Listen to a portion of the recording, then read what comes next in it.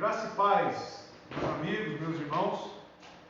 Estamos reunidos para mais um culto de doutrina. Estamos aqui reunidos com nossos trabalhadores fiéis, Vitor, Isadora, Laura, Ju. E gostaríamos de abrir este culto lendo um salmo. Então pegue sua Bíblia, meu querido irmão, e vamos acompanhar a partir de agora com as Escrituras abertas e vamos cultuar o nosso Deus. Salmo 111.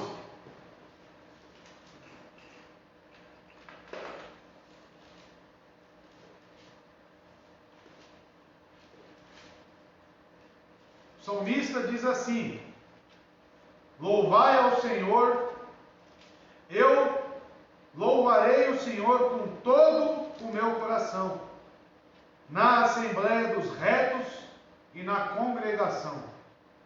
As obras do Senhor são grandes, buscadas por todos os que têm prazer nelas. Sua obra é honorável e gloriosa, e as suas justiças duram para sempre. Ele fez suas maravilhosas obras para serem lembradas. O Senhor é gracioso e cheio de compaixão. Ele deu alimento àqueles que o temem. Ele sempre será cuidadoso com o seu pacto. Ele mostrou ao seu povo o poder das suas obras, que ele pode lhes dar a herança dos pagãos. As obras de suas mãos são verdade e juízo. Todos os seus mandamentos são certos. Eles são firmes para sempre e sempre, e se cumprem na verdade e na retidão. Ele enviou a redenção ao seu povo e comandou o seu pacto para sempre. Santo e venerável é o seu nome. O temor do Senhor é o princípio da sabedoria. Um bom entendimento tem todos aqueles que cumprem os seus mandamentos. Seu louvor dura para sempre. Até aqui, meus irmãos. E como no verso 1, eu convoco todos vocês a louvarem a Deus. Diz assim: louvai ao Senhor. Eu louvarei o Senhor com todo o meu coração, na assembléia dos retos e na congregação dos justos. Vamos louvar, vamos cantar a Deus.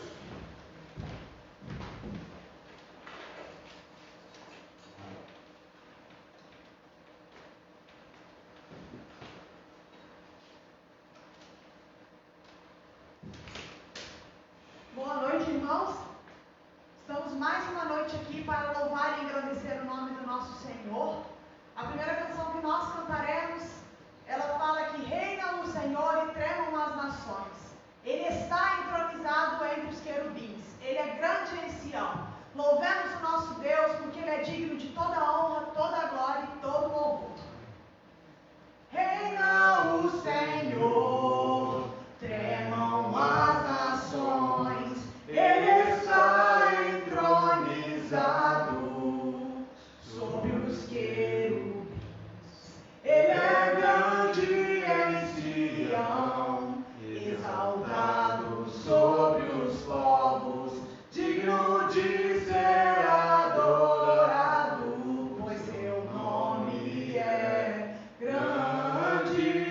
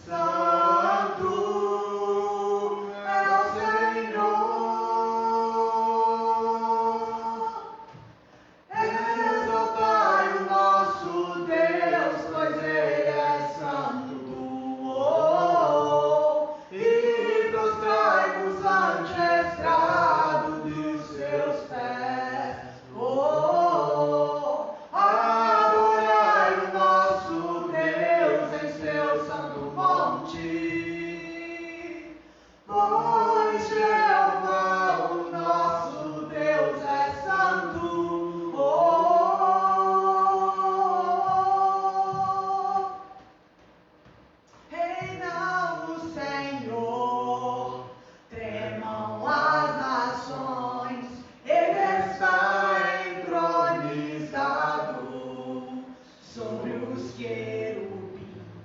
Ele é grande em Sião, exaltado sobre os povos, digno de ser adorado, pois seu nome é grande.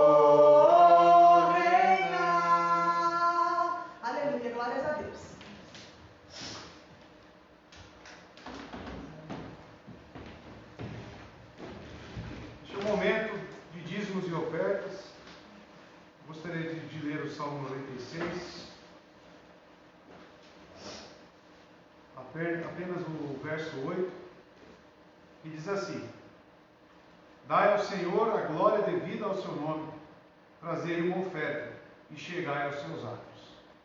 Como parte do culto a Deus, trazemos as nossas ofertas, os nossos recursos, de maneira de transbordar e entregar a Deus a nossa alegria, a nossa gratidão.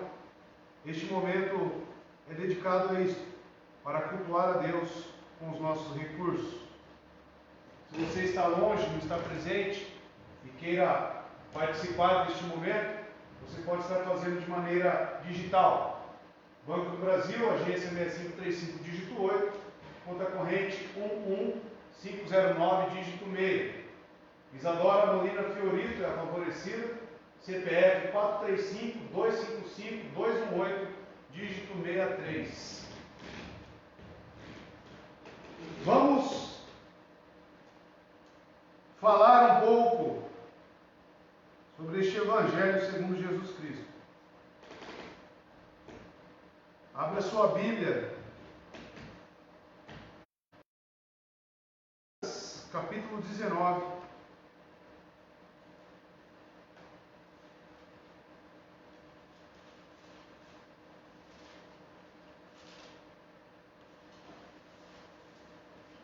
Lucas 19, do verso 1 ao verso 10.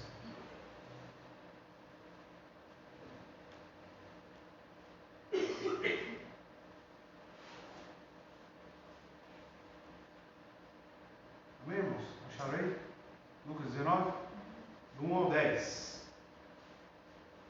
Diz assim o Evangelho segundo Lucas: E Jesus entrou e passou por Jericó. E eis que havia ali um homem, chamado Zaqueu, que era chefe entre os publicanos, e ele era rico.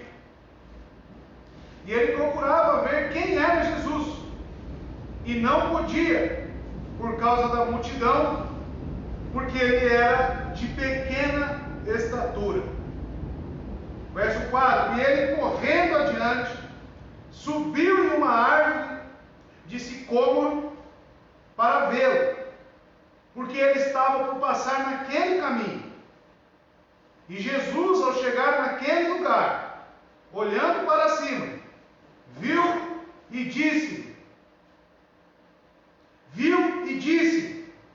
Zaqueu, desce depressa, porque hoje eu devo repousar em tua casa. 6. E apressando-se, ele desceu e recebeu-o com júbilo. E vendo isto, todos murmuravam, dizendo: ele foi ser hóspede de um homem que é pecador. E Zaqueu, ficando em pé, disse ao Senhor: Senhor, eis que a metade dos meus bens eu dou aos pobres. E se alguma coisa eu tenho tomado de algum homem, por falsa acusação, o restituo quadruplicado. Verso 9: E disse-lhe Jesus: Hoje veio salvação a esta casa, porque este também é filho de Abraão. Porque o Filho do Homem veio para buscar e salvar o que estava perdido. Até aqui. Vamos orar.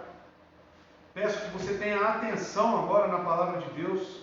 Peço que você busque zelosamente o Espírito Santo no entendimento, para o alimento da sua alma, com reverência, com santa reverência, com temor e tremor, possamos aqui agora estar ouvindo as verdades para as nossas almas e nossas vidas.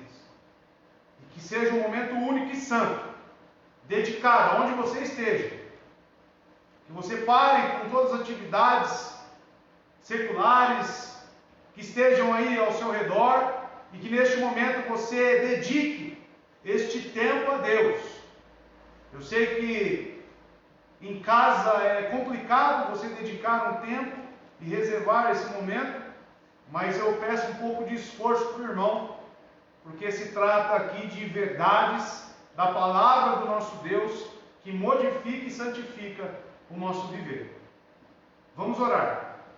Senhor nosso Deus, Deus santo, Deus tremendo, um Deus de amor, um Deus de misericórdia, um Deus santo.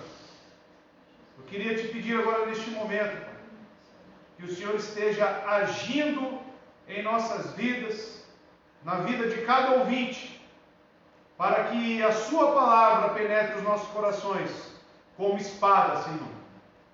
Remova aquilo que não lhe agrada. Traga, Senhor Deus, arrependimento para as nossas vidas, convencimento de pecado. Que a ação do Espírito Santo agora, Senhor Deus, seja plena sobre nós, nos trazendo o entendimento, a iluminação, Pai. Precisamos do Senhor. E que haja nesta noite, Senhor Deus, conversões a Jesus Cristo. Seja aonde for, Pai, esta mensagem, que as pessoas possam ouvi-la na ministração do Espírito do Senhor. Assim oramos, Pai, no nome santo de Jesus. Amém. Semana passada, os irmãos lembram? Falamos sobre quem aqui, na quarta-feira? Cri-cri? Cri-cri? Falamos sobre quem? Semana passada? O pessoal que está na internet consegue buscar lá o vídeo da semana passada, né, e já matar o jovem rico. Eu quero que você resgate aí na sua memória, né, os princípios que foram passados aqui naquela pregação. Os princípios bíblicos que aprendemos aqui quanto ao jovem rico. Porque hoje vamos falar de uma pessoa totalmente oposta. O jovem rico, vimos que ele saiu sem a salvação, correto? Entristecido. E hoje, o que o texto apresenta para nós é uma pessoa totalmente feliz, que sai deste diálogo, desse encontro com Jesus, totalmente feliz. Hoje vamos falar sobre Zaqueu, como já lemos. E o último verso, ao qual lemos, retrata e nos responde o porquê que o jovem rico saiu entristecido, até mesmo sem a salvação, porque ele veio atrás da salvação, ele veio pedindo a Jesus: o que eu posso fazer para herdar a vida eterna? E ele não conseguiu êxito neste pedido. Agora, estamos aqui diante de um homem que não pediu alguma coisa para ele, não pediu nada a Jesus Cristo, mas Jesus Cristo foi de encontro a ele. E o último verso nos responde e nos traz a diferença entre os dois homens. No último verso diz, em Lucas 19, verso 10: pois o Filho do Homem veio buscar e salvar o que estava perdido. Não há palavras mais gloriosas na Bíblia do que estas palavras. O Filho do Homem veio buscar e salvar o perdido. Este versículo, ele resume para nós toda a obra de Cristo, em termos claramente aplicáveis. Para alguns, talvez, até mesmo desconhecido. Tudo se resume em salvação. Tudo aquilo que o jovem rico pediu, solicitou a Jesus. Não podemos esquecer que Jesus veio buscar e salvar o perdido, como diz o texto. E não meramente anunciar o reino. Ele não veio falar apenas que era o Filho de Deus. Ele não veio apenas anunciar esse reino. Tudo se resume em salvação. Correto, meus irmãos? Tudo se resume em salvação. Quando Jesus proclamou o seu reino, ele estava pregando o quê? Salvação. O objetivo fim de Jesus Cristo era a salvação para quem? Para os perdidos. Sua conversa com o jovem rico, a qual falamos aqui no início, ajuda-nos a compreender esses termos utilizados, que o próprio Cristo utilizava. O jovem rico perguntou a Jesus o que deveriam fazer para obter vida eterna. Primeiro termo. Depois de ter ido embora sem salvação, Jesus utilizou o termo reino dos céus. Portanto, entrar no reino dos céus é sinônimo de obter vida eterna. Mateus 19, verso 23, ele fala sobre isso. O termo que Jesus utiliza, falando aos discípulos. Então Jesus disse aos discípulos: digo-lhes a verdade, dificilmente um rico entrará no reino dos céus. Então ele utiliza reino dos céus. E está no mesmo contexto daquele diálogo com o jovem rico. Nos versículos seguintes, se você acompanhar depois na sua Bíblia, o seu diálogo com os discípulos, ele faz a utilização desses termos, né? Porém de uma maneira mais clara. Obviamente, entendemos que reino de Deus e vida eterna são todas expressões que se referem à salvação. Os discípulos entenderam isso claramente.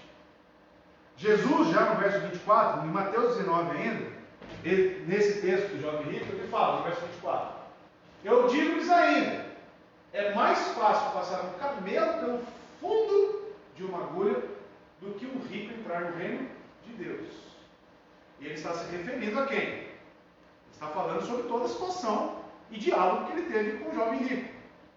Alguns interpretam, né, que o camelo aqui não significa um camelo, um animal. Alguns falam que é um pedaço de corda, a qual os pescadores utilizavam, que realmente não passa. Mas o que Jesus tinha em mente ao falar isso? Que é impossível. A impossibilidade de alguém ser salvo por méritos. Era isso que Jesus estava querendo falar. Alguns interpretam o camelo, como eu disse, como esta corda. Gira o Mateus 25, passa com aí, minha filha. Mateus 25. Mateus 19, 25. Eu vou ter que usar minha Bíblia. É melhor, não. Vamos acompanhando aí. Abra sua Bíblia, vamos exercitar. Mateus 19, 25.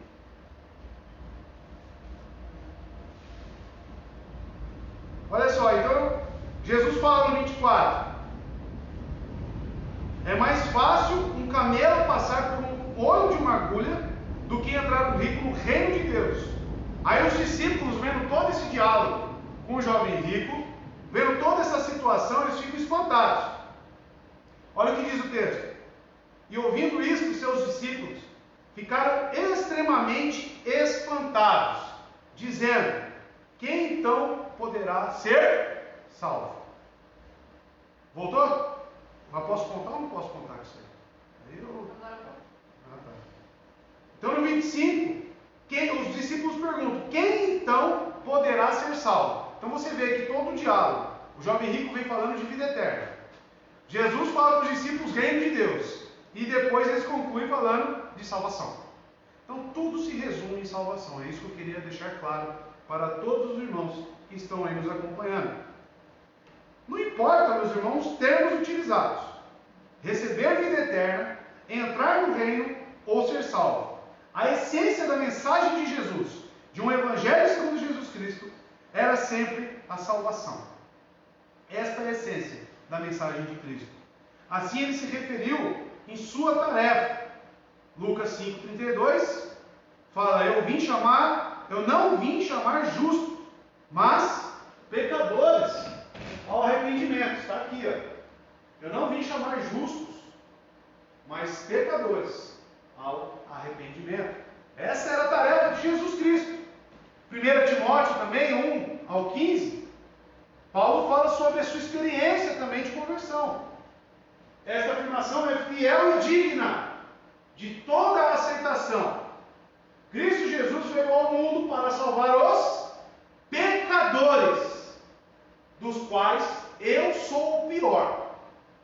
Paulo, perceba, meu querido irmão, perceba, ele não se coloca em uma situação de ser santo, de uma condição superior à de alguém. Não, ele fala: Jesus Cristo veio ao mundo para salvar os pecadores, e ele se inclui nisso, porém lá embaixo, a qual eu sou o pior. Isso é importante você fixar na sua mente para entender o que é o Evangelho segundo Jesus e quais são os seus efeitos.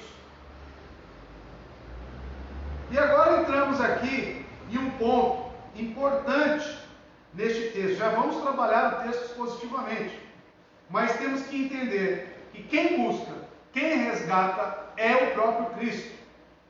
É da natureza de Deus buscar pecadores. Já nas páginas iniciais da história humana, foi Deus quem procura o casal decaído no jardim do Éden, correto? Quem vai até o jardim pergunta: onde está você? É Ele quem procura, é Ele quem busca. Ezequiel 34,16 diz o seguinte: procurarei as perdidas e trarei de volta as desviadas. Enfaixarei a ferida e fortalecerei a fraca, mas a rebelde forte, ou seja, os justos, eu a destruirei.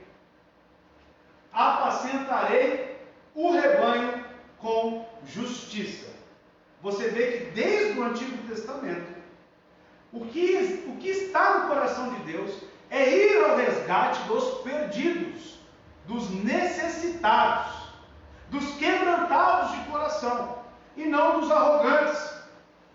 O jovem rico tinha arrogância no coração, tinha orgulho do que ele fazia. Lembra? O que eu preciso fazer para ser salvo? E Jesus começa a falar da metade dos mandamentos. Este eu tenho feito, desde que eu sou novo. E ainda pergunta: quais? Com uma atitude totalmente soberba, uma atitude totalmente de que eu sou capaz, eu consigo. E Jesus Cristo não veio para isso. Jesus Cristo veio para os perdidos. Por todo o Antigo Testamento. E o Todo-Poderoso é apresentado como Salvador. Portanto, convinha que quando Cristo viesse ao mundo, dos homens como Deus encarnado, ele fosse conhecido antes de tudo como Salvador. Aquele que resgata, aquele que estende a mão. Isso é o que retrata o ministério de Jesus Cristo. Vir atrás dos perdidos, como acabamos de ler aqui, inclusive no Antigo Testamento.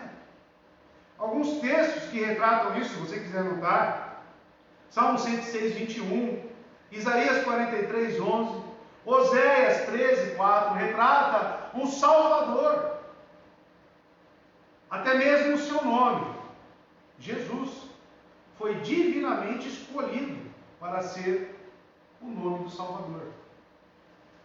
O âmago do ensino da redenção, meus amados, é que Jesus veio a este mundo em uma missão de busca e salvamento de pecadores.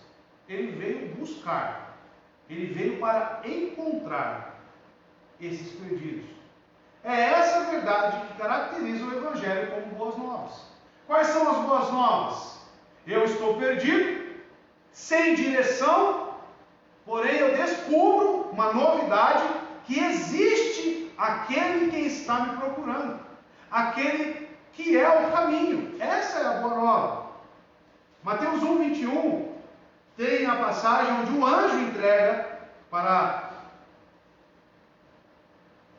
José. Põe o texto, por favor.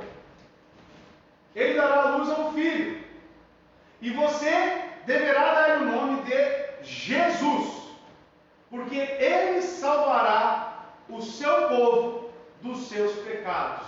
Jesus, ele vem do nome hebraico Josué, que significa Yahvé salva. Então você vê que o próprio nome de Jesus Cristo está relacionado como o Salvador, aquele quem salva. Então, meus irmãos, o Evangelho é uma boa nova somente para os que reconhecem que estão perdidos. Se eu me considero o que já foi encontrado, se eu me considero aquele que não precisa de resgate, se eu me considero já autossuficiente nisso, Jesus não é uma boa nova para mim. Porque eu já me encontrei. Porque eu já estou no caminho. Jesus Cristo, para mim, meus irmãos, André falando, ele é o Salvador todos os dias. E para você? Será que você não precisa encontrar-se com esse Jesus todos os dias? Será que não necessitamos disso? Todos são pecadores, mas nem todos querem admitir a sua pecaminosidade, a sua depravação total. Se o fazem, Jesus torna-se amigo deles. Os que não o fazem, só poderão conhecê-los como juiz. Mateus 11, 19 retrata que ele é o amigo dos pecadores. Olha com quem ele se relacionava. Olha como ele veio resgatar essas pessoas. Veio o Filho do Homem, comendo e bebendo. E dizem, aí está um comilão e um berrão, amigo de publicanos e pecadores. Mas ele está no local correto. Ele veio em busca de quem? Dos pecadores. Mas a sabedoria é comprovada pelas obras que a acompanham. Agora, aqueles que acham que são cheios de justiça, que já encontraram o caminho, Mateus 7, 22. Sermão do Monte, vocês lembram disso. Muitos me dirão naquele dia, Senhor, Senhor, não profetizamos nós em teu nome? Em teu nome não expulsamos demônios? E não realizamos muitos milagres? Você consegue relacionar esse texto com a passagem de jovem rico? Quais são as semelhanças, os pontos em comum deste texto com a atitude do jovem rico? Você consegue fazer esse exercício? Profetizamos. Em teu nome não expulsamos demônio. Não realizamos. Quais mandamentos eu preciso cumprir? Quais? Para ser salvo.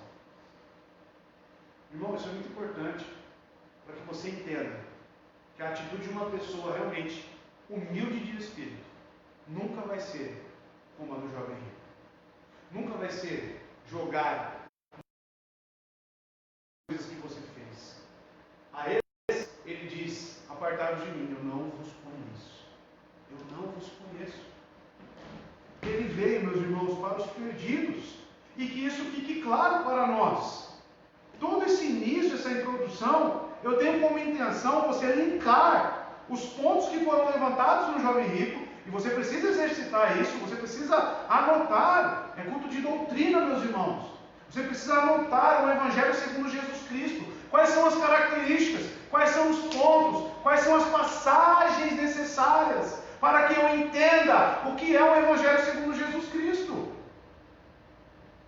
Ele era amigo de pecadores, ele era criticado por causa disso, mas ele estava cumprindo com o seu dever e com a sua finalidade. Ele veio para buscar os perdidos, os pecadores, e não os autossuficientes. Outro exemplo claro para mim e para você é Lucas 18, do verso 9 ao verso 14. A parábola da oração do publicano. Olha só. 18, 9 ao 14. Alguns que confiavam em sua, olha aqui, própria justiça e desprezavam os outros, Jesus contou esta parábola. Irmãos, talvez você pense, eu não tenho isso de autojustiça, eu não tenho esse sentimento dentro de mim. Se você, volta por favor, no nome. Se você em algum momento despreza os outros, se sente superior aos outros, cuidado, meu irmão. Porque isso são indícios da sua autojustiça.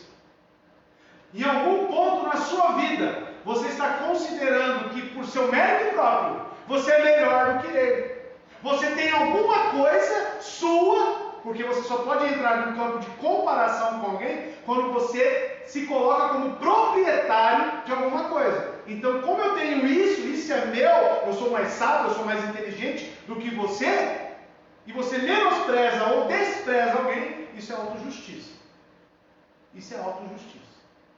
Olha só para essas pessoas o que Jesus Cristo fala. Volta rapidinho.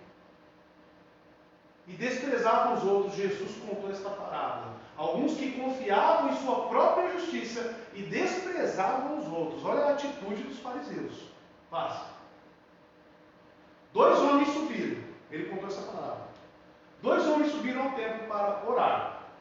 Um era fariseu e o outro publicano. Lembra do publicano, Mateus, quando falamos de Mateus? Ser um publicano, como os próprios judeus consideravam o publicano? Traidor da nação. Aliado de Roma, que está aqui oprimindo o nosso povo e você está aí, nos traindo e está aliado com eles. Inclusive nas sinagogas eles não poderiam entrar. Eles eram totalmente excomungados de toda a comunhão. Eles eram tidos como traidores. Então subiu para um traidor. Se você fosse literalmente olhar para a cultura deste povo, entre essas duas figuras, quem aqui estaria perdido? Quem é o perdido e quem é o autojustiça? É o cara cheio de si. Quem é? Fariseu, autojustiça. Publicano, perdido. Vamos ver dentre esses dois, qual que Jesus se agradou? Você que já conhece a passagem, você já vai saber. O fariseu em pé, orava no íntimo. Deus, eu te agradeço, porque eu não sou como os outros homens. Ladrões, corruptos, adúlteros, nem mesmo como este publicano. Aí olhou para o camarada que estava do lado dele, que eles subiram juntos ao templo. E se comparou e se colocou num estágio, num patamar melhor do que o publicano. Pode passar. Jejum 2 vezes por semana, Mateus 7. Jejum 2 vezes por semana e dou o dízimo de tudo quanto ganha, profetizando o teu nome. Obras e obras. Pode passar. Mas o publicano ficou à distância. Ele nem ousava olhar para o céu, mas batendo no peito dizia: Deus, tem misericórdia de mim, que sou pecador. E no último, Jesus conclui: eu lhes digo que este homem, o último, não o outro, foi para casa justificado diante de Deus. Jesus, ele é bem clássico no que ele fala e direto. Eu lhe digo este, o último citado, não o outro. Não o outro. Foi para casa justificado diante de Deus. Pois quem se exalta será humilhado, e quem se humilha será exaltado. Eu, se fosse você, meu querido irmão, na sua Bíblia eu já deixava marcada essa passagem. É uma passagem que você tem que olhar todos os dias da sua vida. Jesus veio para os perdidos, e não para aqueles que acham que já estão no caminho, cheio de justiça. Olha a atitude do homem. Olha quem foi justificado. e tire as suas conclusões. O arrependimento humilde é a única resposta aceitável que se pode dar ao Evangelho segundo Jesus. Os que não confessam o seu pecado, como o jovem rico, são repelidos por ele. Por isso que a primeira bem-aventurança é qual? Pobreza do espírito. A humildade. Ele colocou como primeira característica de um crente exatamente por causa disso. Meus irmãos, pelo certo, não estou vivendo uma utopia, mas pelo certo, a igreja de Deus, a igreja do Senhor, era para ficar tendo picuinha entre irmãos? Era para ter esse jogo de vaidade entre irmãos? E o que vemos por aí? Se a primeira característica ou qualidade de um crente verdadeiro é a humildade de espírito, é como aquele publicano, como é que fica essas brigas? O que está acontecendo? Das duas, uma. Ou está cheio de gente que não é convertida dentro da igreja, que nunca ouviram o verdadeiro evangelho, ou eu não sei mais o que está acontecendo. Porque o Filho de Deus, ele é humilde de espírito. Ele é humilde. Mas ele alcança em graça aqueles que, como Mateus, ou também a mulher samaritana, já falamos dos dois aqui, reconhecem o seu pecado e buscam libertação. Quando pior o pecado, mais maravilhosamente sua graça aparece na vida dessas pessoas através da sua redenção. Multidões de pecadores arrependidos, meus irmãos, manifestaram-se durante o ministério terreno de Jesus. Vários. Ele ministrava continuamente a publicanos e outros rejeitados ou proscritos. Lucas 15 indica que uma corrente constante de tais pessoas aproximava-se dele. Lucas 15, verso 1 e verso 2. Olha só, todos os publicanos, de novo, e pecadores estavam se reunindo para ouvi-lo. Publicano era uma pessoa rejeitada? Era uma pessoa perdida, digamos assim? Olha com quem Jesus Cristo se reunia. Olha só. Eles comparavam-se a Cristo e eram condenados por sua própria comparação, porque Jesus Cristo, ao se reunir com esses publicanos, esses pecadores, ele era tido como tal, como um pecador, assim como falavam para ele. Automaticamente, eles se colocavam superiores ao próprio Cristo. Cuidado, meu irmão, com a autojustiça. Cuidado, meus irmãos, com a soberba. Cuidado. E entramos no texto. O cenário perfeito para um milagre. Verso 1. Agora volta lá para o texto de Lucas 19. Vamos trabalhar expositivamente. Já está aqui. Lucas 19. Verso 1.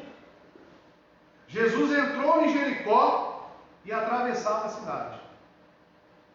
Zaqueu, meus irmãos, como já lemos aqui, e você conhece a história provavelmente, ele era um publicano, cujo coração fora divinamente preparado para receber e seguir Jesus Cristo. O seu encontro com Jesus deu-se, como diz o texto, em Jericó, estando o Senhor a caminho de Jerusalém, onde ele estava indo para os seus últimos dias no seu ministério aqui terreno. Jericó foi o palco, foi o local do encontro entre esses dois homens. Zaqueu, que ele era mais do que um publicano, ele era o chefe dos publicanos e era rico. Algumas semelhanças com o jovem rico, correto? Porque o jovem rico era rico, possuidor de muitas riquezas, muitos bens. Jesus estivera pregando na Galiléia por algum tempo e realizando alguns milagres. E lá ficava a sua cidade. Agora ia para Jerusalém, para a última Páscoa. Ele estava indo para os seus últimos momentos. aquele que ele mesmo se faria o Cordeiro Pascual, ao dar a sua vida na cruz pelos pecados do mundo. E como que para mostrar exatamente por que ele tinha que morrer, a necessidade de ser a propiciação dos pecados, ele fez uma pausa em Jericó, como se fosse uma amostra. Imagine, meus queridos, Jesus Cristo indo para Jerusalém para ser crucificado, para se entregar como um cordeiro perfeito, que retira toda mancha, todo pecado. E ele faz uma pausa em Jericó, para ter um encontro com Zaqueu, como se fosse uma amostra daquilo que ele estava para fazer, para demonstrar o porquê que ele tinha que morrer. Zaqueu expressa exatamente isso. Este episódio de Lucas 19. Durante a viagem, o Senhor havia atraído um grupo de peregrinos que iam celebrar a Páscoa em Jerusalém. A sua fama, por causa dos milagres, tinha se espalhado por toda a Palestina. Há não muito tempo ele tinha ressuscitado, inclusive, Lázaro. Isso ocorreu em Betânia, não muito longe de Jericó. Então vocês imaginem, Jesus aqui em Jericó, a multidão atrás dele. E este homem tentando enxergar Jesus Cristo, tentando ter esse encontro. A notícia se espalhou, as pessoas estavam curiosas. Cada habitante de Jericó, capaz de se locomover, saiu para a rua, preparando-se para ver Jesus passar. A cidade toda alvoroçada, onde se coletavam os impostos, era movimentado esse lugar, meus irmãos. E Zaqueu era o publicano responsável daquela alfândega. A cidade estava alvoroçada. Talvez eles perguntassem: seria ele o Messias? Teria vindo para dominar, estabelecer o seu reino, como alguns judeus encaravam essa messianidade de Jesus? Estaria chegando para derrotar os romanos e estabelecer o seu reino? Então vocês imaginem o alvoroço. Imagine as pessoas. Tinha acabado de ressuscitar Lázaro. As pessoas tudo alvoroçadas, tudo cheias de perguntas. Será que é ele? Será que é agora que ele vai instaurar o seu reino? E no verso 2 ele diz assim, no Evangelho de Lucas: havia ali um homem rico, chamado Zaqueu, chefe dos publicanos. Localização: Jericó, como já foi falado, que ficava a nordeste de Jerusalém, no entroncamento onde se encontravam as principais estradas. Era uma rota comercial. E quando eu falei de Mateus aqui, não sei se os irmãos se recordam, ele próprio se sentou na mesa de coletoria. Quando Jesus passou naquele local, ele falou: venha, chamou ele para ser discípulo. Este local, Jericó, era um local rico, um local muito propenso para você ter ali a coletoria de impostos. E era exatamente neste local onde se encontrava o homem chamado Zaqueu. E por isso que ele era rico. Porque esta rota ali favorecia. Todas as pessoas que por ali passavam tinham que cobrar o pedágio. É assim que denominamos hoje. Porém, este homem, cheio de pecado, este homem cheio de dúvidas em seu coração, estava buscando o Salvador. Zaqueu era desprezado por toda a comunidade judaica. No verso 7, meus queridos irmãos, diz que todos os chamavam de pecador. Ele não era só publicano e traidor da nação, assim como Mateus, mas é provável que também o seu caráter fosse corrupto. Porque como ele próprio aqui disse para Jesus Cristo no final, que iria restituir 4 vezes mais, é porque em alguma coisa ele tirava. O seu caráter era corrupto, um traidor da nação. Esse era o caso da maioria dos publicanos. Este era o caso de Zaqueu. O Senhor Jesus demonstrou um amor especial pelos publicanos. E Lucas, se você que já leu o Evangelho de Lucas, percebe que ele dá muita ênfase. Porque este Evangelho, escrito por Lucas, ele tem a finalidade de trazer e exaltar a salvação para os gentios. O objetivo, diferente de Marcos, que escreveu para os judeus, Lucas, ele escreve dando ênfase que Jesus veio também para os gentios. Veio também para os pecadores. Ele cita os publicanos, por exemplo, Lucas 3, verso 12. Lucas 5, 27, quando ele fala do próprio Mateus. Lucas 7, 29. Lucas 15, 1, ao qual já lemos aqui. O tema desse evangelho é o amor salvador de Jesus Cristo pelos perdidos. Ele várias vezes apresenta Jesus alcançando a escória da sociedade. Sempre que Lucas fala de um publicano, é num sentido, pode reparar, positivo. Lemos aqui a oração do publicano, Lucas 18. O publicano não está tendo uma ênfase positiva? Eles eram os excluídos de uma sociedade cheia de religiosidade. Pecadores, flagrantemente notórios, o tipo exato de gente que Jesus veio buscar. Jesus Cristo veio para os perdidos. No verso 3 ele diz, ele queria ver quem era Jesus, mas sendo de pequena estatura, não conseguia, por causa da multidão. Parece que era Zaqueu quem estava procurando Jesus, né? Parece que era um esforço dele. Mas a verdade é que ele estava indo ao seu encontro. Jesus fez uma pausa naquela cidade. Jesus foi atrás deste homem. Se não fosse Jesus, ele nunca teria vindo ao Salvador. Não há quem por si busque a Deus, sabemos disso. Em nosso estado natural, caído, estamos mortos em delitos e pecados. Romanos 3,11 diz isso claramente. Alheios à vida de Deus, portanto totalmente incapazes e sem desejo de buscar a Deus. Como é que eu posso dizer, como muitos falam, que foi o esforço de Zaqueu? Ainda falei música, né? Como Zaqueu, quero subir o mais alto. Olha como a ênfase está no Zaqueu. Olha como o foco está no Zaqueu. Quem veio atrás de Zaqueu? Não foi o Cristo? Se Zaqueu estava morto em delitos e pecados, como a própria palavra de Deus nos diz, Romanos 3,11. Não há ninguém que, entenda, ninguém que busque a Deus. Se não há quem busque a Deus, como Zaqueu que estava buscando Jesus. Efésios 2,1 diz que as pessoas, por natureza, estão mortas em transgressões e pecados por causa do nosso pai federal, que é Adão. A cabeça, a queda de Adão, a qual passou toda essa transgressão para a humanidade. Somente quando somos tocados pelo soberano poder persuasivo de Deus, é que nós podemos mover-se na direção do nosso Senhor. Assim, só quando Deus começa a buscar uma alma, é que esta pode corresponder buscando. Ou seja, existe aqui diante do texto essa busca de Zaqueu? Existe. Ele está ali subindo, ele está ali correndo, ele está ali se esforçando. Mas devido ao quê? Por que ele está indo lá? Por causa de um chamado eficaz, por causa de uma graça irresistível do nosso Deus.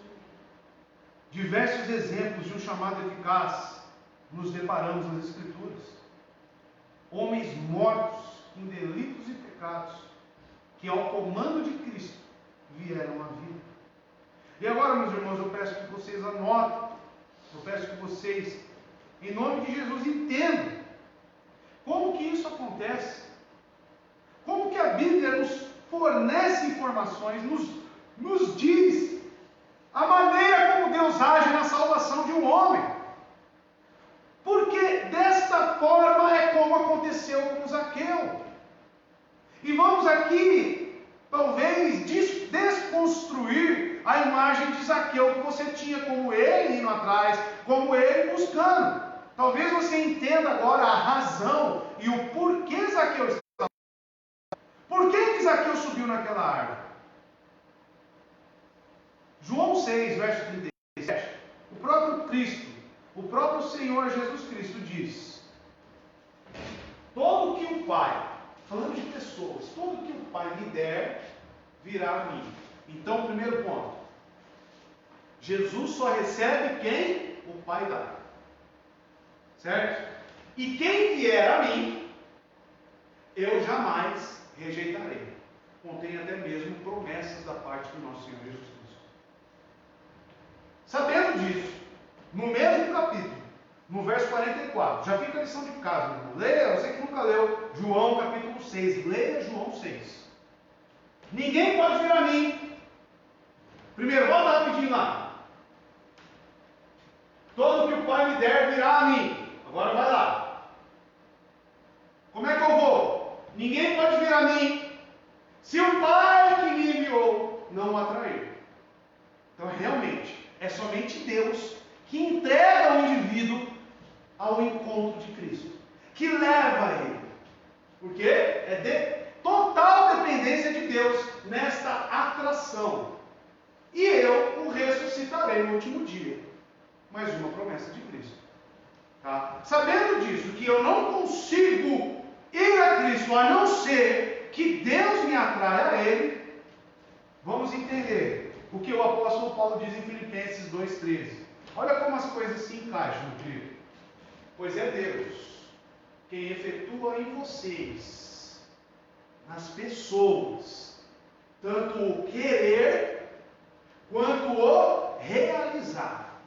Se eu sinto vontade, Jesus Cristo está passando aqui, nossa, eu preciso ver Ele. Quem efetuou esse querer em mim? Deus. É Ele quem efetua o querer quanto o realizar, de acordo com a boa vontade dEle. Pois é, irmãos, sabendo disso, você começa a entender o porquê alguns creem e outros não. Ah, ele rejeita porque ele quer. Ah, ele não aceita Jesus Cristo. Na verdade, não existe isso. A verdade é, essa pessoa rejeita o Evangelho porque Deus não o atraiu a Cristo. Sim. E eu vou falar para vocês, na Bíblia é isso, meus queridos irmãos. João capítulo 12, no verso 37 ao 40, explica porque muitos não creem. Olha só. João 12, 37. Mesmo depois que Jesus fez todos aqueles sinais miraculosos, não creram nele. Isso aconteceu para se cumprir a palavra do profeta Isaías, que disse: Senhor, quem creu em nossa mensagem e quem foi revelado o braço do Senhor? Ele responde: por esta razão, eles não podiam crer, porque, como disse Isaías no outro lugar, cegou os seus olhos e endureceu os seus corações, para que não vejam com os olhos, nem entendam com o coração, nem se convertam e eu os cure. Já leu isso na Bíblia? Já leram essa passagem? E por que falamos que é o homem que tem o mérito de aceitar Jesus? Não é ele que aceita, meu irmão. Não é ele nem mesmo quem tem o desejo. Tudo isso é a atração e o efetuar da boa vontade de Deus no indivíduo. Está escrito claramente. Claramente, porque alguns não creem. E não adianta, meu irmão. Você pode esfregar a palavra na cara dela ou dele. Você pode fazer malabarismo. Você pode desenhar. Você pode fazer o que for. Se Deus não abrir o entendimento, se Deus não converter aquela alma, não regenerar aquela alma, fazer com que ela nasça de novo e seja atraída a Cristo, não existe palavras mais eloquentes, persuasivas, que irão convencê-la. Não irão. É por isso que Romanos 9, tão rejeitado por muitos, já deixa todas essas questões para nós. Romanos 9, do verso 3 ao verso 15. Como está escrito, Paulo resgata o Antigo Testamento, a figura de dois irmãos gêmeos, que nasceram ao mesmo tempo, que não tinham obras para se vangloriar. Os dois tinham o mesmo tempo de vida, o mesmo tempo. Porém, sem ao menos ter feito algo, ele amou Jacó, mas rejeitou Esaú. E então, o que diremos? O apóstolo Paulo adianta a pergunta que talvez você esteja fazendo agora. Acaso Deus é injusto? De maneira nenhuma. Tem mais um? Até o 15. Pois ele diz a Moisés, aí ele resgata mais uma, fala do Antigo Testamento, mais um escrito: terei misericórdia de quem eu quiser ter misericórdia, e terei compaixão de quem eu quiser ter compaixão. Será Deus, o Criador, o Onipotente, injusto por isso? Meus irmãos, e por último, eu leio para você Daniel, capítulo 4, verso 35. Você que acha que Deus é injusto, leia isso, isso é para você. Todos os povos da terra são como nada diante dele. Nada. Nada. Todos os povos da terra são diante de Deus como nada. Você pode se rebelar contra Deus. Você pode achar que Ele é injusto. Você pode esbravejar. Isso para Deus, você não está atingindo Deus com isso. Porque todos os povos da terra são como nada diante dele. Se toda a humanidade se juntar contra Deus, você acha que Ele vai ficar, oh, nossa, quanto poder, nossa, olha quanta gente. Todos os povos da terra são como nada diante dele. Ele age como lhe agrada com os exércitos dos céus, anjos, querubins, quem seja, e com os habitantes da terra. Vou repetir, ele age como lhe agrada com os exércitos dos céus e com os habitantes da terra. Ninguém é capaz, olha, presta atenção nisso, ninguém é capaz de resistir à sua mão, nem de dizer-lhe o que fizeste. Encaixou aí o versículo? Está claro? Ninguém pode resistir à sua mão. Ou seja, meu amado, ou seja, meu irmão, se Deus quiser salvar alguém, é possível Ele recusar? É possível Ele recusar? Rejeitar? Estou falando se Deus é do propósito de Deus, da vontade de Deus salvá-lo. É possível Ele resistir? É por isso que nós aqui, irmãos reformados, acreditamos biblicamente que o chamado de Deus é um chamado eficaz e a sua graça é uma graça irresistível. Ninguém consegue segurar, deter a mão de Deus, nem mesmo dizer o que fizestes. Ou se você colocar em Romanos 9, será Deus injusto?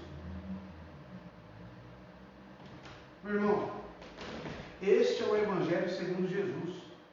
Por que então Zaqueu está naquela árvore? Por que Zaqueu subiu correndo lá? Por quê? Deus o atraiu. Como Zaqueu, está certo essa música? A ênfase que dá? Está certo essa música, meu irmão? Está certo? Sabendo de todos esses versículos bíblicos, que eu espero que você tenha anotado, que você tenha colocado aí na cabeceira da sua cama, para você estudar, para você entender como que Deus realiza os seus propósitos. E não existe ninguém. Leia Isaías, minha esposa estava lendo Isaías esse tempo, falou para mim, nossa, como é que a gente ainda quer colocar Deus na nossa estatura, questionar os feitos de Deus?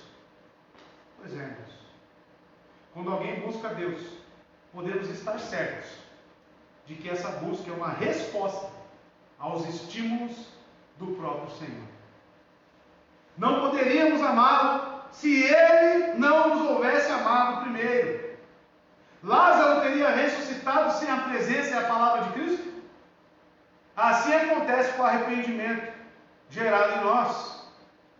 Se estamos buscando Jesus Cristo de uma maneira sincera e verdadeira, não como Mateus capítulo 7, verso 22. Estou falando de uma maneira verdadeira. Saiba que isso é o efeito da fé que Deus te entregou através do Espírito. É o convencimento, é o arrependimento, porque Ele veio para salvar e buscar os perdidos. Olha só o que diz 1 João 4,19, para dar mais ênfase nisso. Nós amamos porque Ele nos amou primeiro. Nós amamos a Jesus, nós amamos a Deus, por quê? Porque Ele nos amou primeiro. Ou seja, esta capacidade, ela vem do próprio Deus, porque Ele me amou primeiro, porque Ele me escolheu primeiro. Então tudo que eu faço é em resposta àquilo que Ele gerou em mim, e não meu. E eu não posso me vangloriar disso. Eu não posso colocar isso na mesa diante de Jesus. Olha aqui o que eu fiz, porque não veio de mim. Isso foi gerado pelo próprio Deus, para a honra e glória do seu próprio nome. Apesar disso, Deus conclama os pecadores que o busquem. Não devemos confundir. Agora você precisa prestar atenção nisso. Não devemos confundir responsabilidade humana em atos que surgem de um comando, ou seja, de uma resposta, atos que são resposta à ação direta de Deus na vida do indivíduo, porque aí gera uma responsabilidade humana, com vontade e propósito de Deus, como algo totalmente original do homem. Eu não posso confundir. Eu tenho que saber o que são atitudes minhas, inclusive que a palavra me ordena a fazer, só que eu só consigo fazê-las com a ação de Deus. Eu não posso confundir isso como algo sendo natural do ser humano. A única coisa natural do ser humano que a palavra nos diz é o quê? Por natureza, que a gente herda, é o quê? Pecado. E isso a palavra de Gênesis e Apocalipse nos afirma e nos atesta, que a capacidade natural do ser humano é o quê? Pecado. Isso sim. Eu não sou um semideus. Agora você pode entender, meu amado, porque Isaías 55, verso 6 diz o seguinte: busquem o Senhor. Ué, como é que eu posso buscar, sendo que Romanos 3, verso 11 disse que ninguém busca? Nós, como pregadores do Evangelho, devemos pregar de que maneira? Arrependam-se, não é? Arrependam-se. Como é que ele vai se arrepender, sendo que ele precisa da ação do Espírito? Jeremias 29, 13 diz: vocês me procurarão e me acharão, quando me procurarem de todo o coração.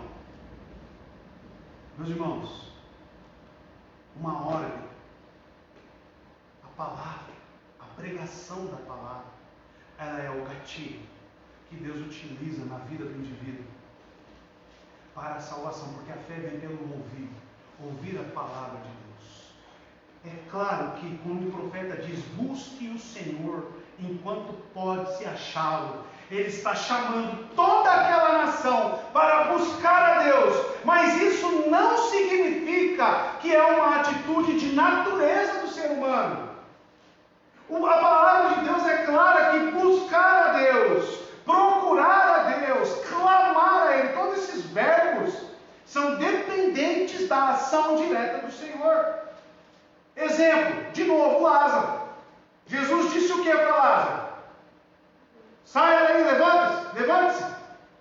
Ele morto, tinha condições de levantar? Mas ele falou: levante-se. Assim ocorre quando pregamos o Evangelho para alguém. Arrependa-se, mesmo que ele não tenha condição, pela fé que temos em Jesus Cristo, a algo por Deus, porque a palavra é dele. Eu não tenho participação nenhuma nisso, meu irmão. A minha função é apenas proclamar o Evangelho. A ação de conversão do ser humano está em Deus. Vimos aqui, os fariseus, as pessoas viam os milagres, se convertiam. Por que eles não criam? Então, a presença de Jesus, você presenciar um milagre, não era a própria anunciação do Evangelho? E por que eles não criam? O que faltava lá? Para se cumprir o que disse o profeta Isaías. Eles têm olhos, mas não veem. Têm ouvidos, mas não conseguem ouvir. Eis que estou à porta e bato. Aquele que ouvir. O que é necessário para ouvir? A ação natural do homem? O homem por si só ele consegue ouvir? O homem por si só ele consegue ver? Não, é necessário, meu amado, que Deus intervenha, que Deus toque, que Deus transforme. Outra coisa muito errada que as pessoas preguei o Evangelho e teve 20 conversões. Como é que eu tenho a capacidade de analisar a conversão de 20 pessoas? Não está meio estranho isso? Não está? Ah, mas veio à frente as 20. Ah, então você está conseguindo enxergar a ação de Deus no coração do indivíduo. E você fala, você pode dizer, preguei o Evangelho e observei que teve 20 respostas positivas. Agora falar que houve conversões, isso é muito grave. É necessário muito cuidado com isso. Ele procurava ver, diz o texto, quem era Jesus. Procure, busque, bata. Zaqueu estava fazendo isso. Por quê? Por quê? O que levou ele a procurar? Porque Deus estava trabalhando no coração daquele homem. Zaqueu tinha ouvido falar de Jesus, mas aparentemente nunca tinha o visto. O tempo verbal aqui indica que ele estava se esforçando continuamente para ver Jesus. Por quê? Curiosidade? Um desejo de libertar-se da culpa? Consciência? Com certeza algo estava incomodando aquele homem. Ele já tinha ouvido, porque o texto apresenta aqui que ele procurava ver Jesus. Ele estava procurando. Zaqueu não buscou a Deus por iniciativa própria. O fato de ter sido salvo demonstra que a razão principal que o atraiu a Jesus foi o poder irresistível da persuasão do Espírito Santo. Irresistível, como vimos aqui em Daniel. Dando início no coração de Zaqueu ao processo de atraí-lo a Jesus. Foi o Espírito de Deus que moveu seu coração e assim ele fez um esforço de ir ver Jesus. Então cuidado quando você for cantar. Como Zaqueu, quero subir. Cuidado com a ênfase. Cuidado com a ênfase. É Deus que efetua tanto querer quanto realizar em nossas vidas. Eis aqui então, irmãos, no verso 4, diz assim, acompanhe na sua Bíblia, assim correu adiante e subiu numa figueira brava, para vê-lo, pois Jesus ia passar por ali. Aí está, meus irmãos, um homem rejeitado, porque ele, não se esqueça, ele era um chefe dos publicanos, um traidor, odiado, cujas mãos estavam cheias de dinheiro que havia extorquido dos pobres. Um homem tremendamente culpado. Mesmo assim, em vez de correr e esconder-se, ele queria desesperadamente ver Jesus. Para fazê-lo, ele transpôs muitos obstáculos. Um deles a multidão, pois os habitantes de Jericó abarrotavam as ruas. Imagine este homem.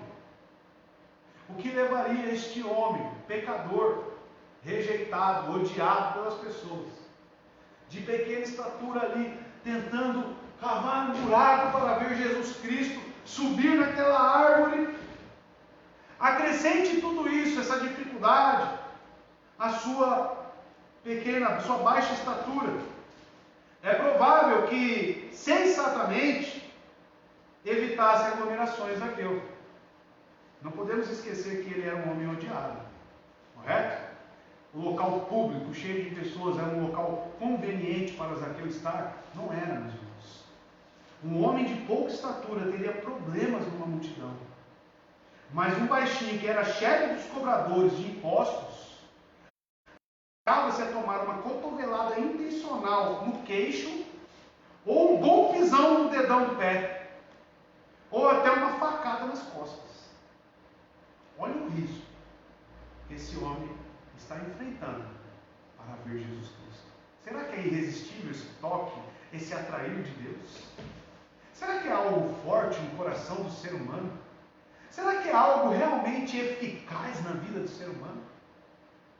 Irmãos, nesse dia Zaqueu não se deixou levar por tais problemas, por tais dificuldades. Não estava nem mesmo preocupado com a sua dignidade. Ele estava tão determinado a ver Jesus que correu à frente da multidão e subiu nesta figueira brava, ou em outras versões fala sicômoro, para esperar o Salvador.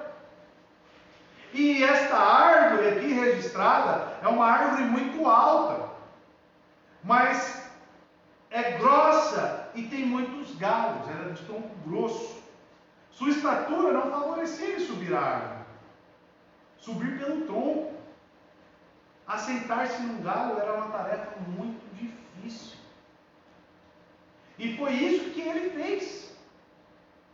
Ele não olhou para esses problemas e ele foi até um local privilegiado para ver Jesus Cristo. A árvore oferecia-lhe uma arquibancada perfeita. Não era um local digno para um homem estar, porque ele era rico.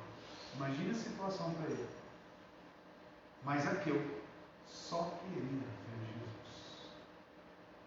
Isso aqui deveria te mostrar, meu amado irmão, algumas verdades sobre a conversão genuína do ser humano. Que a vontade que é gerada no coração de uma alma convertida a Jesus Cristo é algo comparado ao que Zaqueu está fazendo. Ele tinha todos os motivos para não estar presente naquela multidão, mas ele estava. Ele tinha todos os motivos para tentar subir naquela árvore e talvez, provavelmente não tenha conseguido de primeira, mas permaneceu tentando. Ele tinha todos os motivos para desistir. Mas a vontade que estava no seu coração, a determinação colocada por Deus naquele homem, era algo que superava todas as necessidades, todas as deficiências. Eu me admiro e estranho pessoas que falam que são convertidas a Cristo e são apáticas. São pessoas moribundas, espiritualmente falando. Olhe para as Escrituras, meu irmão. Olhe a atitude deste homem que está sendo atraído a Cristo. O apóstolo Pedro diz em sua carta, a primeira carta dele, que a alegria daquele povo que estava batalhando e sendo perseguido por Cristo era uma alegria indizível. Qual que é o resultado da fé que você tem, que você diz que tem na sua vida prática? É isso que nós devemos avaliar. É isso que nós devemos pensar. O que a fé que eu digo que eu tenho, o que esse Jesus que eu digo que conheço tem gerado na minha vida? O que ele tem feito em mim? Eu espero, biblicamente, para a minha vida e para a vida dos irmãos, algo parecido e comparável com Zaqueu. Porque algo é certo no texto. Confere, irmãos. Ele foi salvo ou não foi? Ele e a casa dele foi salvo ou não foi? Então, ou seja, tudo que está sendo gerado e apresentado neste texto, para mim e para você, é algo oriundo de uma fé genuína. Quer saber o que eu preciso ter para ser salvo, meus irmãos? Saber se eu sou um eleito ou um filho de Deus? Olhe para o texto. Olhe para o texto. Este homem foi salvo. Claramente. Verso 5. O Salvador é aqui, irmãos. Vamos ver aqui claramente que toda essa vontade de Zaqueu que estava lá precisava de um fator determinante, que era o quê? Cristo se apresentar a ele. Olha só no verso 5, acompanha na sua Bíblia. Quando Jesus chegou àquele lugar, olhou para cima e lhe disse: Zaqueu, desça depressa, quero ficar em sua casa hoje. O que aconteceu em seguida deve ter abalado Zaqueu. Embora Jesus nunca o tivesse encontrado antes, nunca, parou no meio da multidão, olhou para cima e disse: Zaqueu, desce depressa, pois me convém, eu quero ficar hoje em tua casa. Esta sim foi uma abordagem evangelística direta. Jesus foi direto. Não há nada de sutil nessa investida de Jesus. Ele fala: eu quero ficar na sua casa hoje.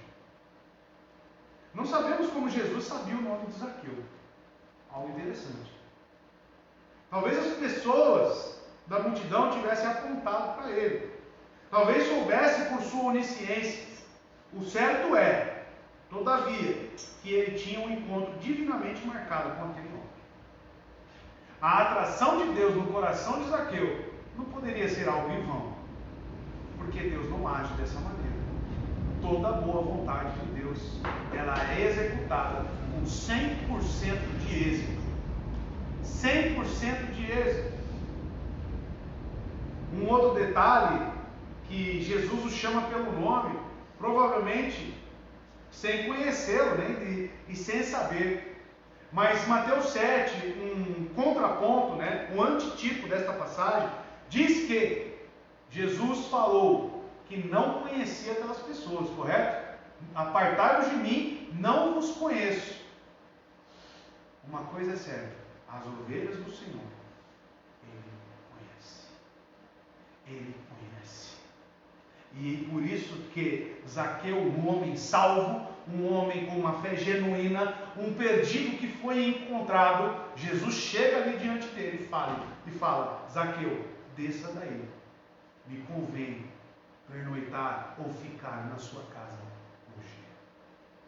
Deus conhece os seus filhos, irmãos. Deus conhece quem são os dele. Deus conhece. Ele disse: me convém ficar hoje em tua casa. Quando Jesus disse isso, ele não estava fazendo um pedido, mas dando uma ordem. Vocês observaram isso no texto? Ele pediu: eu posso ficar com você na sua casa hoje? Eu posso dormir lá? Ele falou: me convém, eu quero dormir na sua casa. Ele estava fazendo uma pergunta, mas afirmando: irei. Eu tenho de ir. Zaqueu queria ver Jesus, mas não fazia a menor ideia de que Jesus queria vê-lo. Ele queria ver Cristo, não queria? Subiu na árvore, queria de alguma maneira, estava procurando isso. A atração do coração de Zaqueu era tão forte que ele estava buscando, ele estava batendo, ele estava querendo ouvir. Mas mal sabia ele que Jesus Cristo queria encontrá-lo, queria dormir na sua casa. Mal sabia ele que esse encontro já estava marcado desde uma eternidade. Mal sabia ele. Então no verso 6 ele desceu rapidamente e o recebeu com alegria. Seguir a Jesus Cristo, eu faço um parênteses aqui, é um motivo de alegria.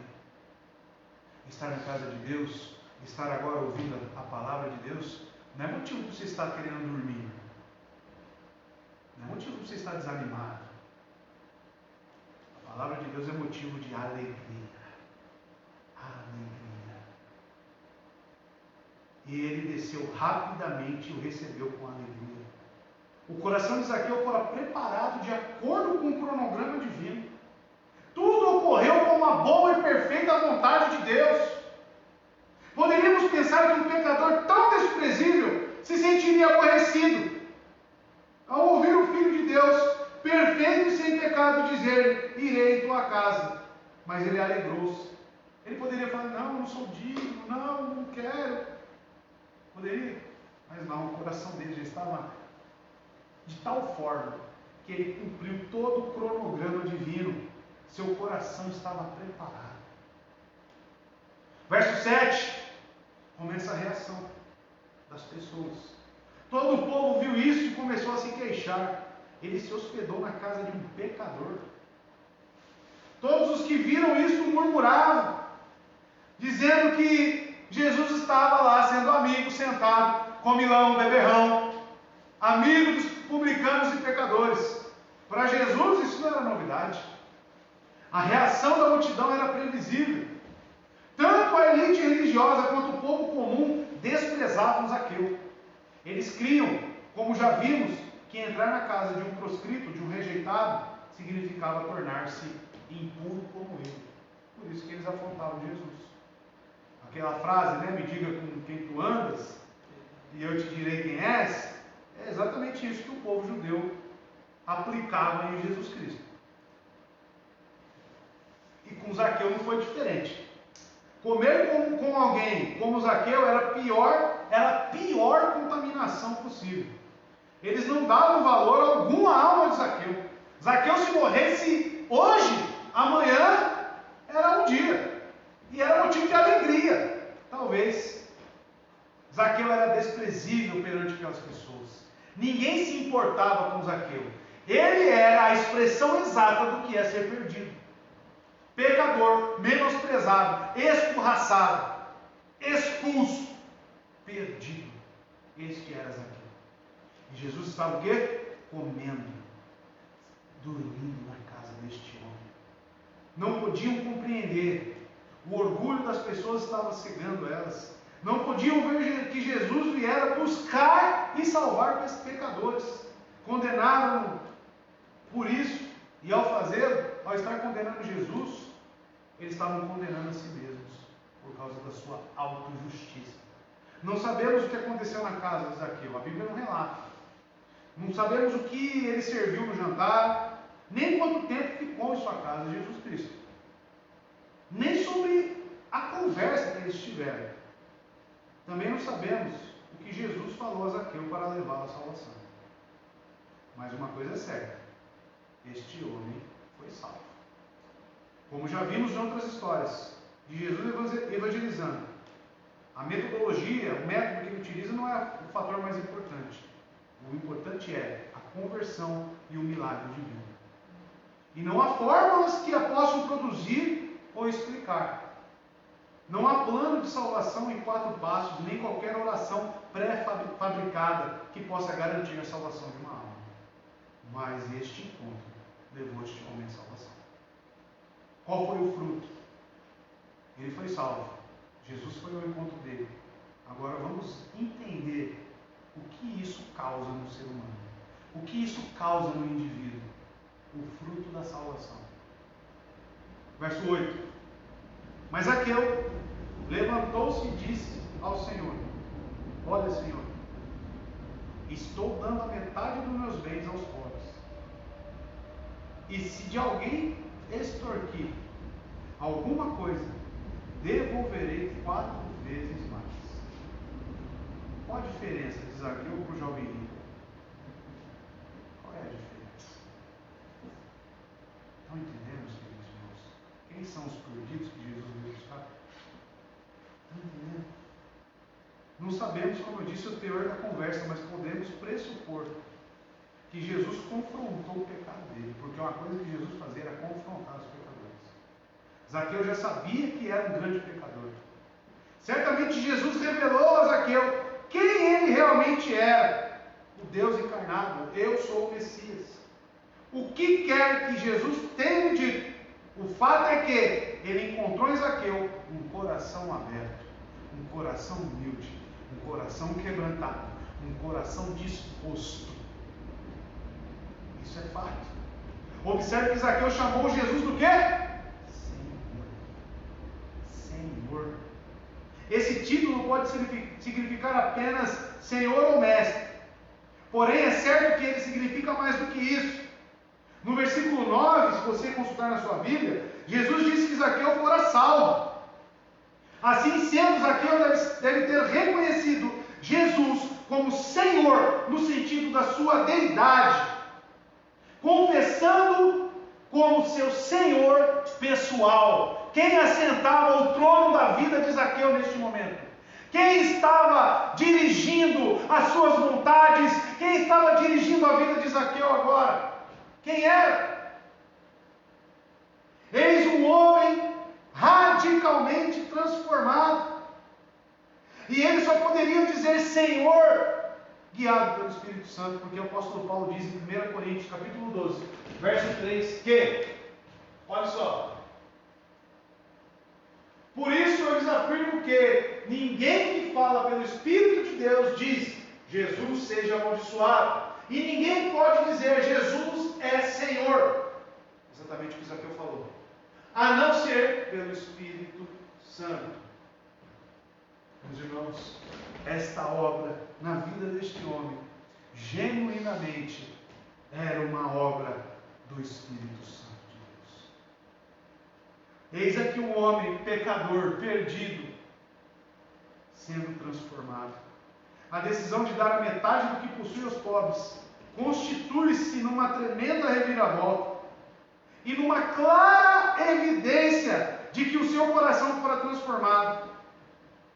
O tomador, aquele que roubava, tornou-se doador. É conversão ou não é, meu irmão? É conversão ou não é? Você está indo no sentido, você vem no oposto. Aquele que roubava, agora doa. Doa, isso é conversão. Isso é encontro com Cristo. É isso. Pagaria aqueles de quem roubara, lhe dando 4 vezes mais. Observe, meus irmãos, sua mente foi mudada. A mente de Zaqueu foi mudada. Aquele que pensava, nossa, eu tenho que ganhar hoje. Quem que eu posso cobrar? Quem que eu posso tirar mais um pouco? Essa mente não existia mais. A mente foi mudada. Seu coração também, as suas vontades. Ué, eu tinha desejo de ter mais dinheiro, de ter mais riquezas. Agora eu não tenho mais. E a sua intenção clara era de que o seu comportamento também não fosse. Claro, o resultado de uma mente, um coração transformado, vai refletir em quê? No seu comportamento. Não digo tanto quanto com as pessoas, mas principalmente o que ele queria fazer era agradar a Deus. A sua relação com Deus tinha mudado. Pois agora ele queria obedecer a Deus, fazendo o que era justo e reto. Não era preciso que pagasse 4 vezes mais.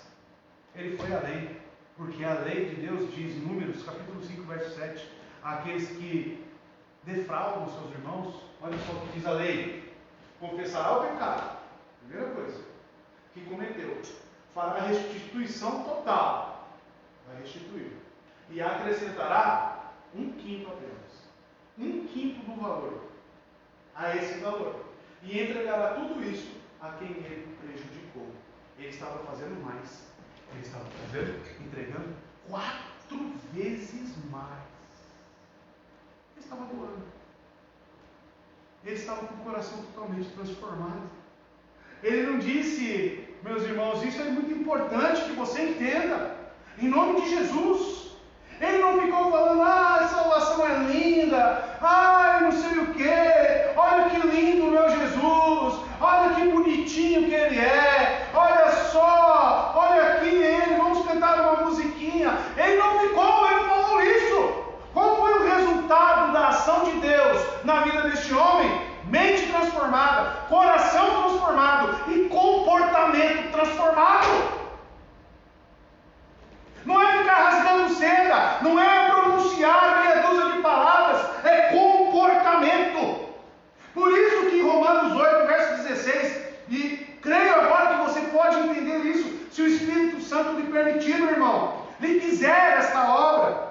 Romanos 8, 16, olha só, o próprio Espírito testemunha ou testifica, ou seja, são provas concretas, são provas visíveis ao nosso espírito que somos filhos de Deus. Aí eu te pergunto, o Espírito testificou, comprovou na vida de Zaqueu que ele era um filho de Deus?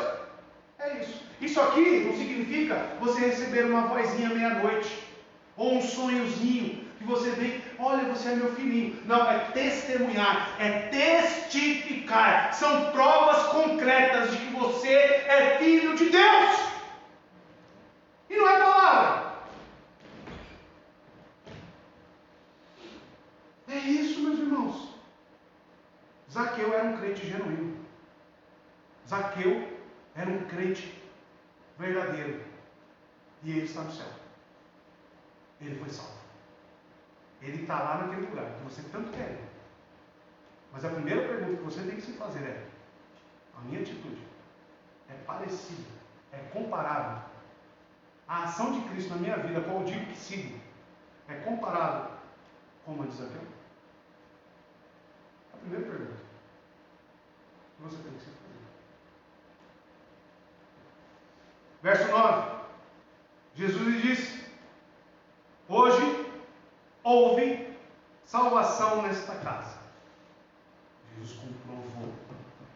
Hoje houve salvação nesta casa, porque este homem também é filho de Abraão.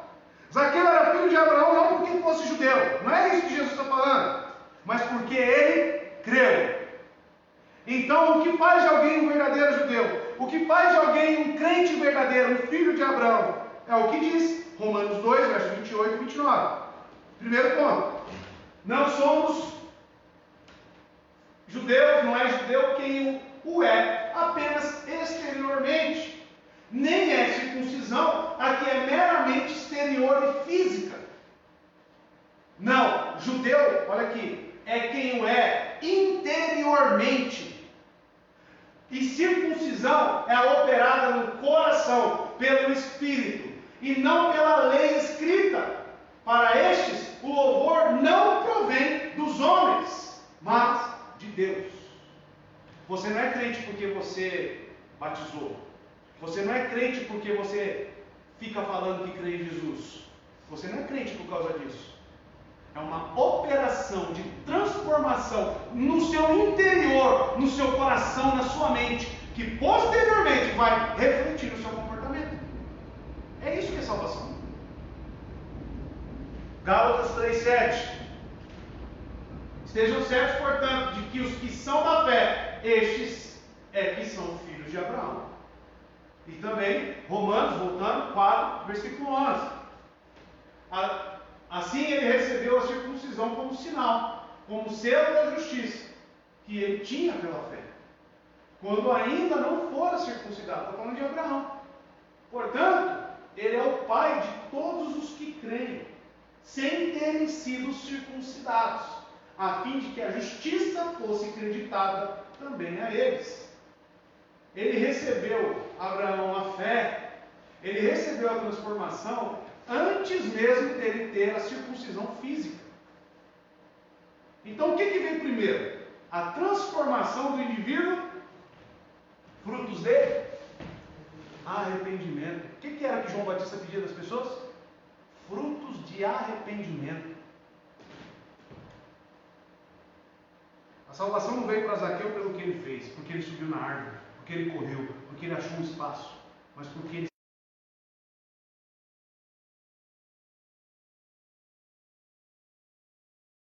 entenda agora e anote isso em nome de Jesus. O efeito da salvação. O que aconteceu na vida de Zaqueu? Efésios 2, 8, verso 10, do 8 ao 10. Efésios 2, verso 8. Pois vocês são salvos pela graça, por meio da fé. E isto não vem de vocês, é dom de Deus. Ponto. Não vem de nós. Pode passar. Não por obras. Zaqueu não foi salvo pelas obras. Mas para que ninguém se glorie. Mais um. Porque somos, olha só, presta atenção. Efeito. Olha o que aconteceu na vida de Zaqueu. Porque somos criação de Deus realizada em Cristo. Quem foi até Zaqueu? Cristo. Jesus, para fazermos boas obras. Efeito da salvação. As quais Deus preparou de antemão para que nós as praticássemos. É por isso, meu irmão, que Tiago 2,14 diz isso. Tito 2,14, perdão, antes. Tito 2,14 diz: ó, ele se entregou por nós a fim de nos remir de toda maldade e purificar para si mesmo um povo particularmente seu. Santificação, um povo santo. Dedicado ao quê? Prática de boas obras.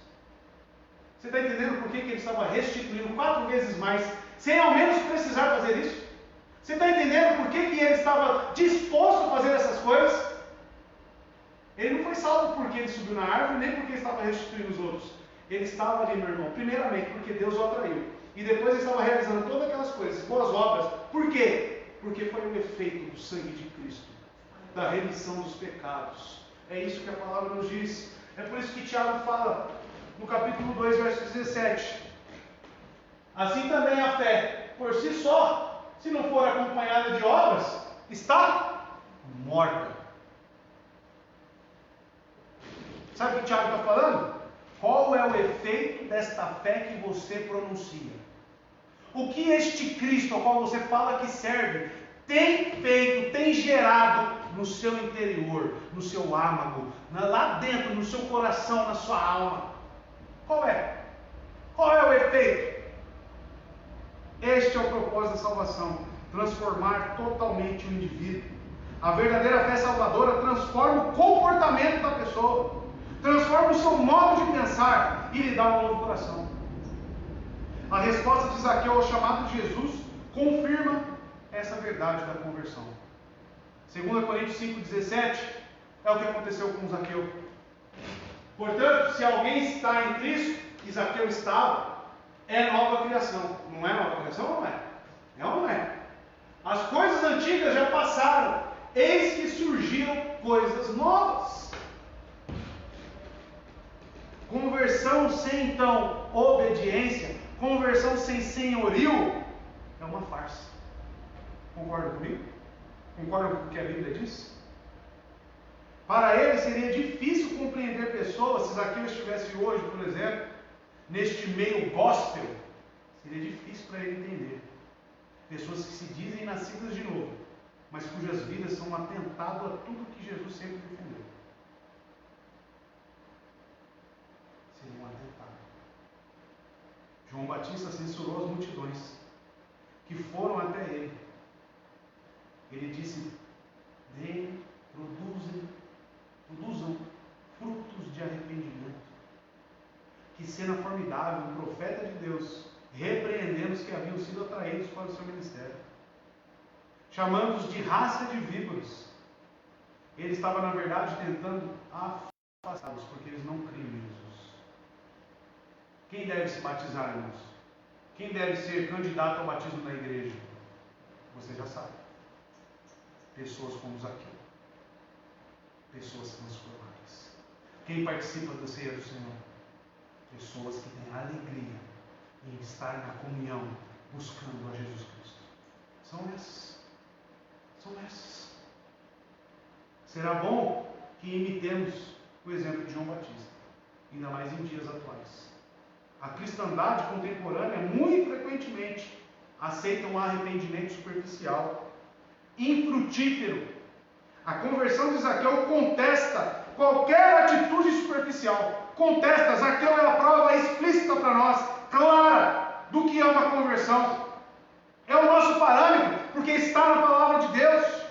Isso é conversão. Sua transformação instantânea e dramática é o resultado que se espera de uma fé genuína. É isso que se espera. Foi com este propósito que Jesus veio ao mundo: buscar e salvar pecadores como Zaqueu e transformá-los. E no verso 10 e último, eu termino da maneira como eu abri: pois o Filho do Homem veio buscar e salvar o que estava perdido. E foi isso ou não foi que ele fez com Zaqueu? São esses que são o alvo, o objetivo de Cristo. O Filho do Homem veio buscar e salvar o perdido. Como vemos a conversão de Zaqueu, o resultado infalível da obra transformadora de Deus é uma vida transformada. Quando uma alma é redimida, Cristo lhe dá um novo coração. Promessa essa feita por Ezequiel 36, versos 26 e 27. Darei a vocês um coração novo e porei um espírito novo em vocês. Está falando de salvação em Cristo. Tirarei de vocês o coração de pedra e lhes darei o coração de carne. Quer saber o efeito? Próximo. Olha o efeito. Porei meu espírito em vocês e os levarei a agir segundo e a obedecerem fielmente as minhas leis. Existe salvação sem senhorio? Existe conversão sem senhorio? Não existe, meu irmão. Esta está implícita nessa transformação de coração, um conjunto de novos desejos, de novas vontades, o desejo de agradar a Deus, de obedecer e de refletir a sua retidão, refletir para as outras pessoas, levar, ser luz a este mundo. Se não ocorre uma tal mudança, não há razão para pensar que tenha ocorrido salvação genuína. Se não existe, meus irmãos, isso, a mudança dos desejos e vontades, não existe razão para você achar que é salvo. Não existe razão. É necessário arrependimento. Se, como no caso de Zaqueu, existe evidência de uma fé que deseja obedecer, que deseja realmente, quer isso, esta é a marca de um verdadeiro filho de Abraão. E eu encerro, meus irmãos, orando para que Deus conceda isso em nossas vidas. Esse é o Evangelho segundo Jesus. Um Evangelho em obediência. Um Evangelho em transformação. Amém? Fique de pé, vamos orar. Senhor nosso Deus, obrigado pela sua palavra e por esta noite agradável, Deus. Obrigado, Senhor Deus, porque o Senhor tem nos ensinado, o Senhor tem nos mostrado o que a sua palavra revela, o que a sua palavra diz, o que a sua palavra nos ensina verdadeiramente sobre o que é ser um salvo, o que é ser um filho de Deus, um filho de Abraão, Deus. Obrigado, Pai. Que os nossos corações possam ser conduzidos a isso, em arrependimento, em humildade, que realmente, Pai de amor, precisamos deste Salvador, todos os dias, Pai. Obrigado, Senhor Deus, por esta igreja, obrigado por estes irmãos, e que o Senhor nos dê uma semana na paz do nosso Senhor Jesus Cristo, e na comunhão, e na consolação do Espírito Santo de Deus. Assim oramos, Pai de amor, no nome santo de Jesus. Amém. Amém. Deus te abençoe, meu querido. Fique em paz. Sexta-feira temos vigília. Deus abençoe.